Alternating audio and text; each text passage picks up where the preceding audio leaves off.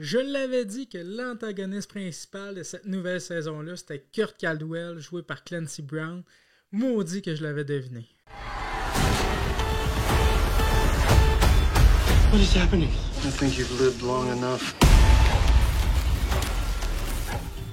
Salut tout le monde, j'espère que vous allez bien. Et oui, aujourd'hui, une nouvelle critique. Je le sais, ça faisait un bout de temps du 5e épisode de la série Dexter New Blood. Dexter saison 9 donc. Oui, j'ai passé par-dessus l'épisode 4.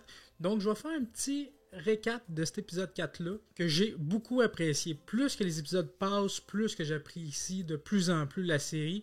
Qui, déjà au départ, je l'appréciais vraiment beaucoup, ça vous le savez déjà. Donc dans l'épisode 4, s'était passé beaucoup de choses quand même, surtout autour du personnage de Harrison. Un incident à l'école, il a attaqué Ethan, il y a une altercation entre les deux jeunes hommes, puis tout le monde pense que c'est Ethan qui a attaqué Harrison en premier, mais c'est pas le cas. Dexter l'a découvert, puis il y a même eu une séquence avec son passager noir, Deb Morgan, donc joué par Jennifer Carpenter, où ils ont reconstitué tout ce segment-là, l'altergation entre Harrison et Ethan, puis Dexter avec les projections de sang, c'est vraiment que c'est Harrison qui a attaqué Ethan en premier.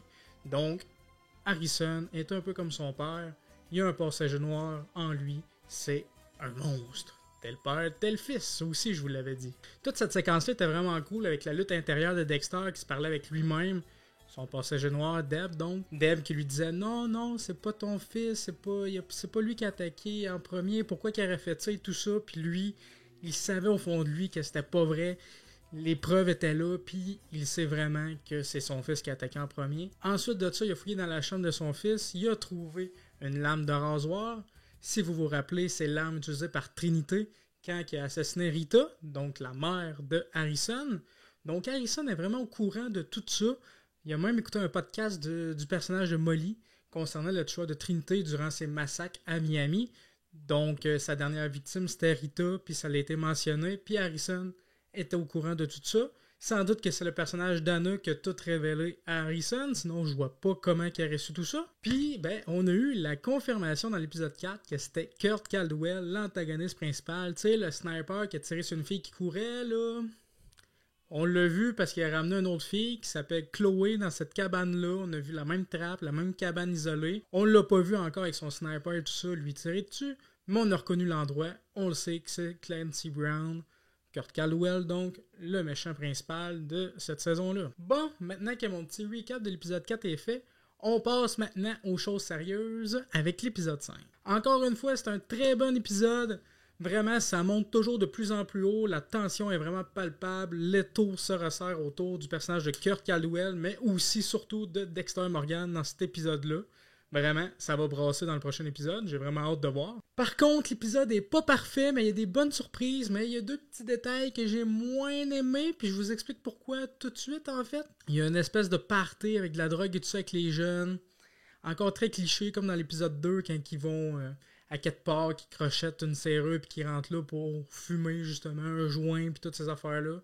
Très très cliché. Harrison, il est sous l'influence de la drogue, il passe proche de mourir, son père arrive et tout ça. Par contre, ça amène un truc intéressant, c'est que son père veut vraiment se venger, il suit même plus le code, il veut vraiment se venger, il s'en fout, il veut tuer le gars qui est responsable de la drogue qui est là, qui a été fournie, il veut trouver la source puis l'assassiner. C'est de la vengeance vraiment à l'état pur, vraiment, ça c'était vraiment cool. Tout ce party-là puis tout, je trouvais ça vraiment ordinaire, cliché, mais au moins ça a servi à quelque chose du côté du personnage de Dexter. Donc c'est vraiment pour développer le personnage de Dexter.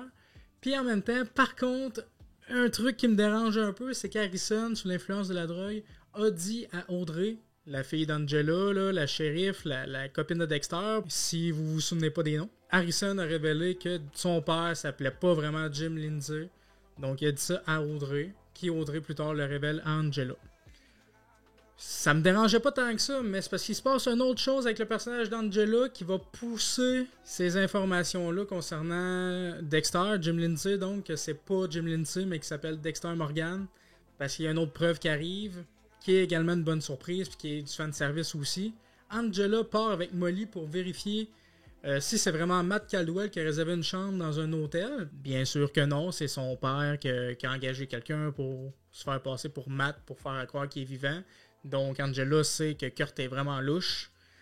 Peut-être qu'elle peut penser que c'est lui qui a tué son fils, je le sais pas trop, mais elle sait qu'il y a quelque chose de pas net avec Kurt qui cache quelque chose, vu qu'il fait semblant que son fils est vivant. C'est vraiment louche, c'est vraiment weird. Fait qu'avec Molly, elle découvre ça, mais elle tombe aussi sur une espèce de convention, puis il y a un invité qui est le capitaine de Miami, et c'est Angel Batista. Ça faisait vraiment plaisir de voir un acteur, un personnage de la série originale. Vraiment, je m'y attendais vraiment pas. Là. C'était vraiment cool pour vrai. Ça avait pas fuité ni rien, l'info que l'acteur jouait dans l'épisode. Donc c'était vraiment cool à voir, sérieux. Ça faisait vraiment plaisir de revoir le personnage. Surtout que ça fait 10 ans qu'on n'a pas vu ce personnage-là.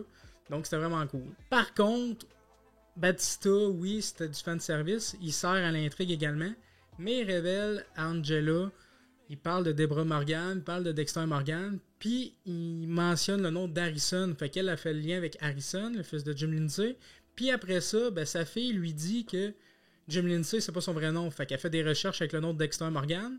Puis elle trouve une affiche de Dexter Morgan avec la même face de Jim Lindsay. Sans doute que c'était dans le journal pour annoncer la mort de Dexter. On le sait tous, il est pas mort, mais Angel croit qu'il est mort à cause de la fin de la saison 8 dans la tempête, là, quand il est parti en bateau avec le corps de Deb. Donc j'ai trouvé ça un peu facile en fait. C'est vraiment des grosses facilités scénaristiques, le fait que Harrison a révélé ça à Audrey, que Jim Lindsay s'appelait pas Jim Lindsay. Au même moment, sa mère tombe sur Angel Batista. Il y avait quoi, une chance sur 1 million là, de voir Angel là, avec le même personnage. Il dit ça, que j'avais un ami dans le temps, Dexter Morgan, ouais, il y avait un fils qui s'appelle Harrison. Puis elle a fait le lien pour... c'était trop facile. Il aurait pas fallu que les deux indices, que Harrison dise ça à Audrey, puis qu'elle voit Angel Batista, il fallait pas que ça se passe dans le même épisode. C'était un peu too much, je trouve. Il a fallu qu'au moins un des deux se passe dans un épisode d'avant ou après. Là, je trouvais que ça faisait beaucoup d'indices dans le même épisode. En même temps, ça fait avancer l'intrigue. C'est une série qui est prévue juste comme une mini-série, puis j'espère que ça va rester comme ça, de 10 épisodes. Donc, faut que les choses avancent. Puis Leto se resserre vraiment sur le personnage de Dexter, puis on a hâte de voir comment il va s'en sortir, parce que là, son identité est sur le point d'être dévoilée, puis quand on change d'identité, normalement, c'est parce qu'il y a quelque chose de louche. Fait que vraiment, ça va vraiment péter dans le prochain épisode, je pense, puis surtout dans les prochains après. J'ai hâte de voir ça, mais j'ai quand même trouvé ça un peu too much, que ce soit les deux informations qui amènent à ça dans le même épisode. Voilà, ça j'ai moins aimé comme la partie party. Par contre, j'ai beaucoup aimé tout ce qui est autour de la relation, encore une fois, de Dexter, Harrison, toutes les actions que Dexter fait pour trouver le responsable de la mise en vente de la drogue et tout ça, le fait que le policier Logan est toujours sur le bord de coincer Dexter à chaque fois qu'il attaque, c'était vraiment cool. Logan, il est vraiment plus efficace que qu'est-ce qu'on pensait. On commence même à s'attacher à lui, là. Pour vrai, avec cet épisode-là, je commence à m'attacher plus aux personnages principaux secondaires de cette nouvelle saison-là, comme Logan, Angela, et aussi Molly, aussi celle qui fait les podcasts. C'est vraiment cool. Rien qu'Audrey, que j'ai un peu de misère, là, le Love Interest d'Harrison, que je trouve que ça sert pas à grand-chose, sérieux. Mais les autres personnages, on commence à plus les apprécier, parce que le cast original de la première série était vraiment fort. Là, c'est un petit peu difficile, mais avec cet épisode-là, je pense qu'on commence à s'attacher. En même temps, on est rendu à l'épisode de mi-saison. Il fallait quand même que les autres personnages soient un petit peu plus développés. Puis ça commence à en faire l'être. Donc, gros point positif là-dessus. Mais ouais, j'ai vraiment aimé Dexter qui veut vraiment se venger parce que son fils a failli mourir. Donc, ouais, j'ai beaucoup aimé l'épisode. Surtout aussi, autre que la partie avec Dexter, la partie avec Kurt Caldwell quand il enlève la fille Chloé qui emmène, qui l'enferme dans la chambre, un peu le même principe que la première fille que tuée qu'on a vu dans les 3 premiers épisodes.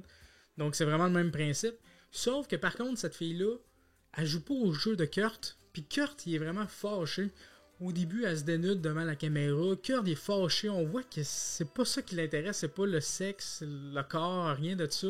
Lui, c'est vraiment le meurtre. Quand il a enfermé cette fille-là, il était tout content, il dansait, puis tout dans le bar. Dexter l'a vu, il trouvait ça vraiment bizarre, surtout sachant que son fils est mort.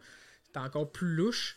Donc vraiment, beaucoup de choses avec le personnage de Kurt. Ensuite de ça, quand il s'en va pour assassiner la fille Chloé, Chloé, elle décide de pas prendre la fuite, puis elle reste sur place. Fait que Kurt, il a comme pas le choix de la tuer avec son arme, avec son sniper.